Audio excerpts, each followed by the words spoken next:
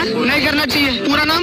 कैफ, मोहम्मद कैफ। कहाँ से हो? मैं बिहार से। आपको थोड़ी सी भी शर्म नहीं आ रही कि भारत देश में रहने के बावजूद आप पाकिस्तान का समर्थन कर रहे हो? हिंदुस्तान के समर्थन क्यों करना है? पहले हमें जवाब दिए। पाकिस्तान का समर्थन करते हैं? हाँ करते हैं। पाकिस्तान जिंदाबाद। जिंदाबाद। शर्म नहीं आ रही? क्यों शर्म आएगी? बात है कि आपकी एज कितनी होगी? मेरी 14 साल है। 14 साल का बच्चे नहीं है, टाइम बम है साले, आतंकवादी की।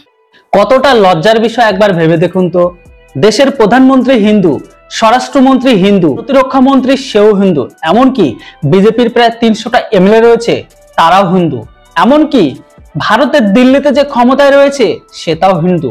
এত কিছুর পরেও জম্মু কাশ্মীরের ঘরের ভেতরে শুধুমাত্র সনাতনী জাতিকে টার্গেট করে এমনকি প্যান্টের চেক খুলে নির্মমভাবে হত্যা করা হলো। কতটা লজ্জাজনক ব্যাপার। এই যে প্যান্টের চেক খুলে যে সমস্ত সনাতনী ব্যক্তিকে হত্যা করা হয়েছে, মানে যে সমস্ত সনাতনী ভাইদের, এই বিষয়টা কিন্তু শুধু তাদের অপমান ছিল না, এটা গোটা বিশ্বের সনাতনীদের অপমান। এর পরেও আর কতক্ষণ চুপ থাকবো? बोले ना मुझे क्या बोलते भेलपुरी खाने से मेरा पति साइड में था, एक इंसान आया उसने उसको गोली मार दी। यहाँ पे उसने बोला कि शायद मुस्लिम नहीं है, उसने उसको गोली मार दी। नहीं आप टेंशन मत लो, अब बेटा आप यहाँ पे रहो, हम साथ में। পেহেলগাঁও যে এত বড় ঘটনাটাকে ঘটিয়ে দিল বা নৃশংসতা ঘটানো হলো, এটা দায় স্বীকার করেছে পাকিস্তান সমর্থিত টিআরএফ।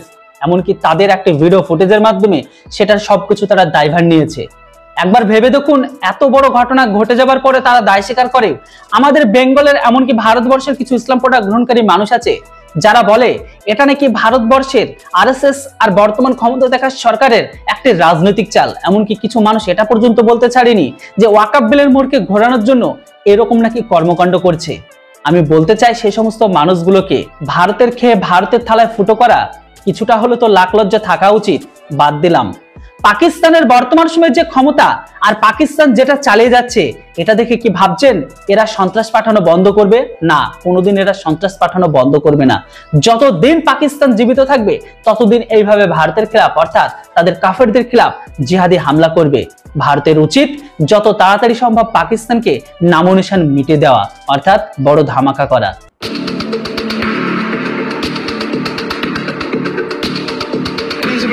कर रहे हैं वो लोग।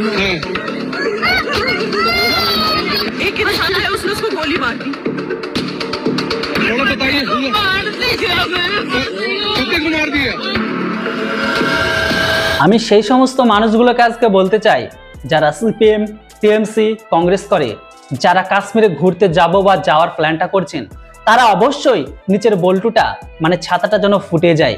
কেননা তারা যখন আপনাকে ধরবে তারা অবশ্যই আপনাকে জিজ্ঞাসা করবে, যদি থেট কাটা থাকে তাহলে ভাইচারা, আর যদি না থাকে তাহলে কিন্তু চারা, মানে চারা হয়ে যাবেন।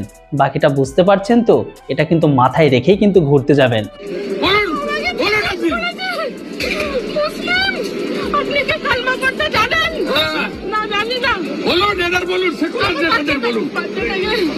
এই ভিডিওটিকে ভালো করে শুনলেন তো? যে বা যারা বলছিল ওয়াকফ বিলের মোড় বা রাজনীতিকে একটি চাল, তাদের এটা ভালো করে শোনা বা দেখানো উচিত। কেননা এই সমস্ত মানুষগুলো অর্থাৎ পেহেলগাঁওয়ে যে হিন্দুদের টার্গেট করে মারা হয়েছে, তাদেরকে মারবার আগে তাদেরকে জাতি এমনকি কালমা পর্যন্ত পড়তে বলা হয়েছে। যখন এটা তো তারা সন্তুষ্ট হয়নি, তারপরে কিন্তু প্যান্টের চেন খুলে চেক করে তবেই কিন্তু মারা হয়েছে। কাশ্মীরের পেহেলগাঁওয়ে 28 জন হিন্দু পর্যটককে পর গুলি, ধর্ম জিজ্ঞাসা করে গুলি করছে জঙ্গিরা, আর এই ঘটনায় গোটা দেশকে নাড়িয়ে দিয়েছে। না ভাষা, না জাতি, না দেশ, না গোষ্ঠী, না ল্যাঙ্গুয়েজ, এমনকি না লম্বা, না ফর্সা, না টল, এই কোনো কিছুই দেখেনি। শুধু দেখা হয়েছে কি যে কোন ধর্মের, ব্যাস এই ধর্মটাকে টার্গেট করে বা ধর্মটাকে নির্দিষ্ট করে সনাতনীদের মেরে দেওয়া হয়েছে। তবে এই মুহূর্তে একটা জিনিস আমার খুব ভালো লাগছে। কেন বলুন তো? যে সমস্ত সিপিএম, টিএমসি আর কংগ্রেসের সমর্থকরা যারা বিশেষ করে হিন্দু, তাদের তো এখন এটা বোঝা উচিত। দেখুন, না বুঝলে কোনো যায় আসে না, সেটা তাদের ব্যক্তিগত ব্যাপার।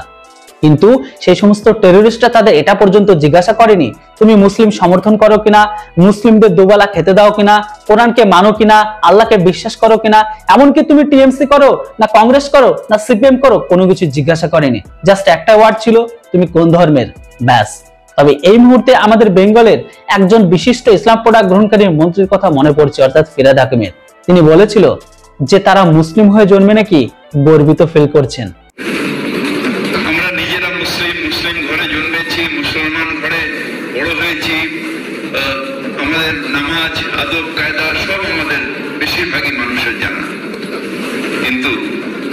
যারা দুর্ভাগ্য নিয়ে জন্মেছে, যারা ইসলাম নিয়ে জন্মায়নি, তাদের দাওয়াতে ইসলাম।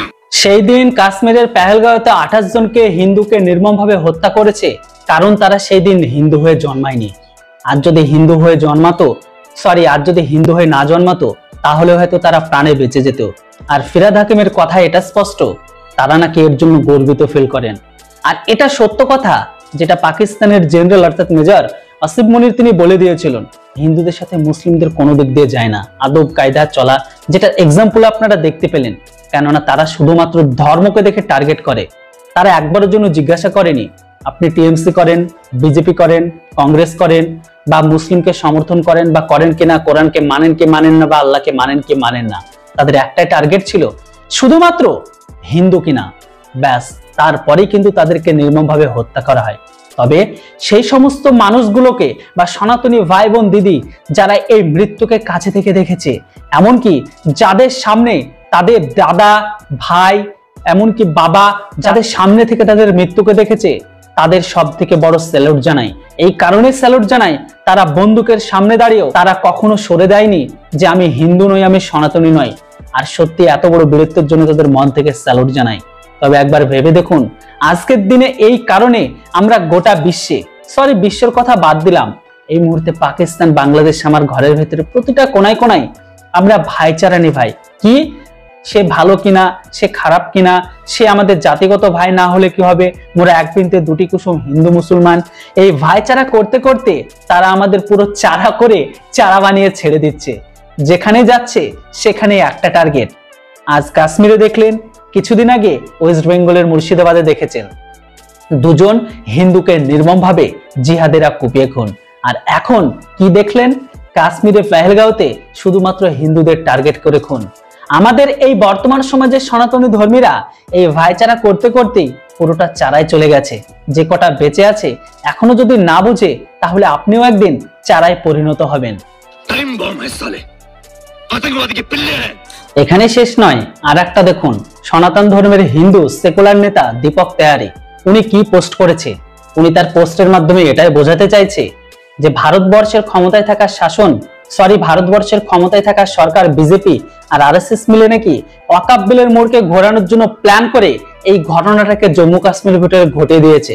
বুঝতে পারছেন, এই হচ্ছে আমাদের হিন্দু সেকুলার নেতা। বিশ্বাস করুন, সুযোগ পেলে আগে ইনাকেই মনে হয় সাফাই করা উচিত, কেননা আমাদের সব থেকে বড় শত্রু এরা। দেশের ঘরের ভেতরে শত্রু যদি সাফাই করতে না পারি, তাহলে বাইরের শত্রু কিন্তু আসবেই, আর এদের কারণেই আসবে। একবার ভেবে দেখুন এরা কতটা নির্লজ্জ। পোস্টকে পর্যন্ত পরে ডিলিট করেনি। যখন এটা সামনে আসলো, পাকিস্তান সমর্থিত টিআরএফ যে জঙ্গি সংগঠন বা টেররিস্ট সংগঠন, তারা এর দায়ভারকে নিয়েছে। এমনকি তারা তাদের একটা ভিডিওর মাধ্যমে প্রকাশ করেছে যে হ্যাঁ, এই ঘটনার জন্য আমরা দায়ী, মানে আমরা এই পুরো ঘটনাটাকে ঘটিয়েছি। বিশ্বাস হচ্ছে না? দেখে নিন এই ভিডিও ক্লিপটি। बेहद गंभीर खबर, पहलगाम आतंकवादी हमले में 26 बेगुनाहों को आतंकवादियों ने मार डाला है। हमले की जिम्मेदारी टेरर ग्रुप टीआरएफ यानी कि द रेसिस्टेंट फ्रंट नाम के खतरनाक आतंकवादी संगठन ने ली है। এমনকি এই টিআরএফ সংগঠনের যে লিডার, তার মাথার দাম রেখেছে আমাদের এনআইএ 10 লক্ষ টাকা। এনাকে যদি কেউ ধরে দিতে পারে বা ঠোকাই করতে পারে বা এনআইএর হাতে তুলে দিতে পারে, তাহলে তাকে 10 লক্ষ টাকা পুরস্কৃত করা হবে। হ্যাঁ, একবার বুঝতে পেরেছেন, এত কিছু দেখার পরে জানার পরেও একটা নির্দিষ্ট শ্রেণী তারা সবকিছু আরএসএস বিজেপির ঘাড়ের দিকে দোষ চাপাতে চাইছে। অথচ যেখানে এই সংগঠনের নেতা বা প্রমুখ একটি ভিডিওর মাধ্যমে তিনি বার্তালাপ করেছেন, যেখানে তিনি স্পষ্ট বলেছেন যে এই সমস্ত কিছু আমাদের দ্বারাই করানো হয়েছে। যাই হোক, আজকের দিনে এই ঘটনা দেখে আপনারা এতটুকু বুঝতে পারছেন। যদি নাও বুঝতে পারেন, তাহলে আশা করি ইসরায়েলকে দেখুন। আর এটা যতই আমরা দেরিতে হলে বুঝি না কেন, ইসরায়েল কিন্তু এটা অনেক আগেই বুঝে গেছে। সেই জন্য ইসরায়েল 8 থেকে 80 পর্যন্ত কাউকে ছাড়ছে না, পুরো সাফাই। কারণটা কি জানেন? বৃষ বৃক্ষে বিষ ফলে হয়, সাপের বাচ্চা কিন্তু কালসাপই হয়। কোন সাপের যদি বিষ থাকে, তার বাচ্চা কি ভাবছেন বড় হয়ে তার বিষ হবে না? এক্স্যাক্টলি।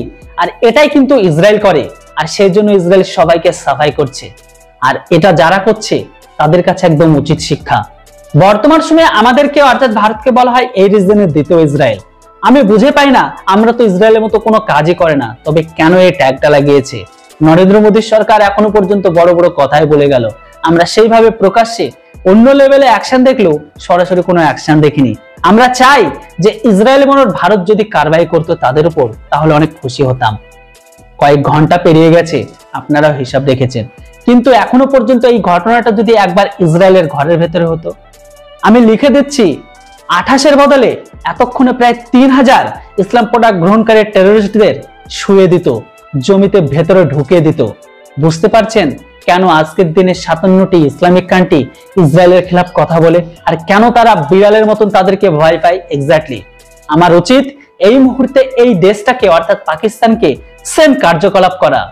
জানি না আর কখন করবে আর কবে বা করবে, না শুধুমাত্র সান্ত্বনা দেবে এই রাফেল গেল, এই এয়ারক্রাফট ক্যারিয়ার গেল, এই সুখোই 30 গেল, এই ট্যাঙ্ক নামানো হলো, এই সেনা গেল, এই গেল ওই গেল করতে করতেই তো চলে যাচ্ছে।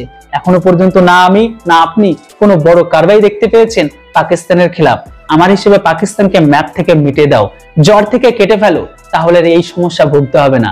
ভারত যদি কিছু নাও করে, পাকিস্তান আবার করবে, মিলে নেবেন। যাই হোক বন্ধুরা, আজকের ভিডিওটি এখানে শেষ করলাম। ভিডিও কেমন লাগলো অবশ্যই কমেন্ট বক্সে লিখে জানান। Thanks for watching. জয় হিন্দ, বন্দে মাতরম।